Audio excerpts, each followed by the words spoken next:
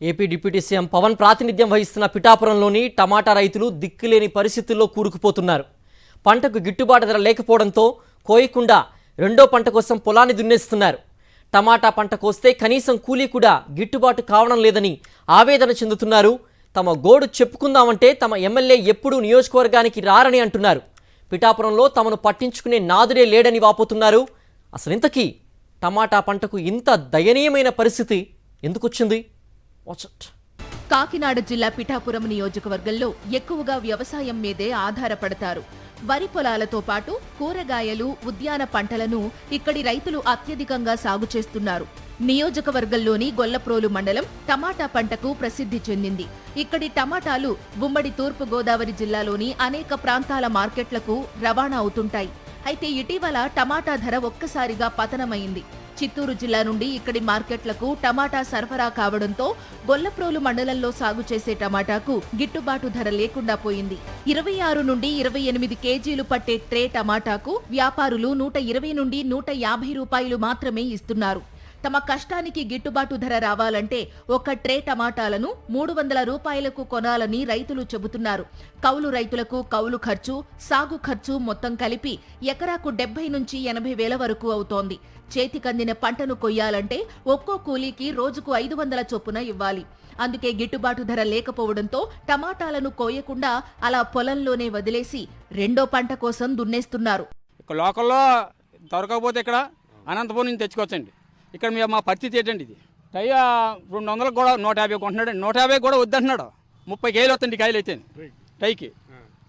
కైకి కోసినందుకు 50-70 రూపాయలు వస్తున్నాడు కూలి.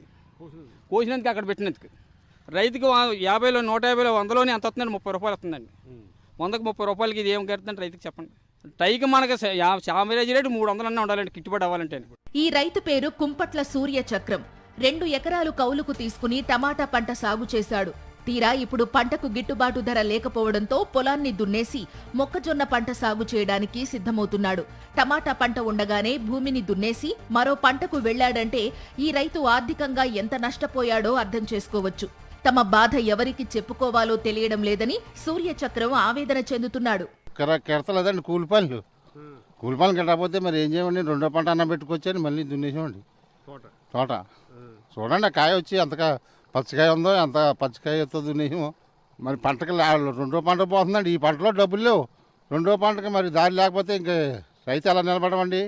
ఎమ్మెల్యేలు ప్రజలకు సమస్యలు వచ్చినప్పుడైనా ఊళ్లకు వచ్చి కష్ట సుఖాలు తెలుసుకుంటారని, కానీ తమ ఎమ్మెల్యే పవన్ కళ్యాణ్ ఎప్పుడూ సినిమాలతో బిజీగా ఉంటాడని, ఎన్నడూ నియోజకవర్గానికే రాడని రైతులు ఉసూరుమంటున్నారు.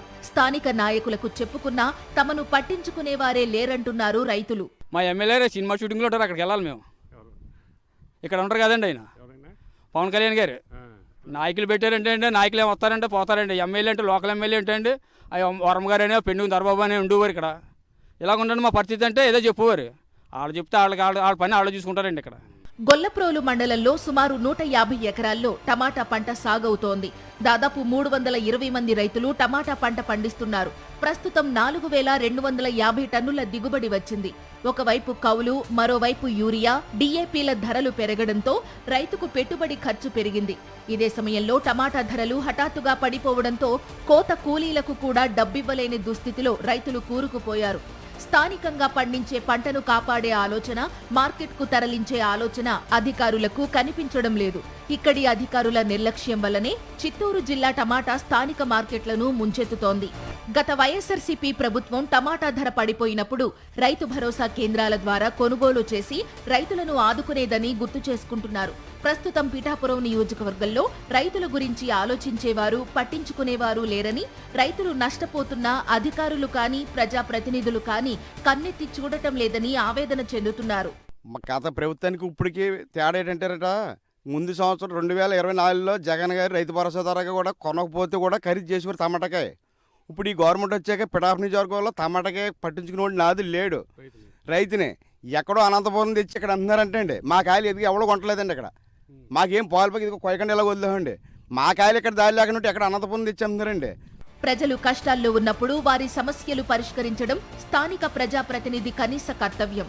కానీ పిఠాపురం ప్రజలు గెలిపించుకున్న పవన్ కళ్యాణ్ డిప్యూటీ సీఎం అయ్యారే గాని నియోజకవర్గాన్ని ప్రజలను మర్చిపోయారనే కామెంట్స్ వినిపిస్తున్నాయి.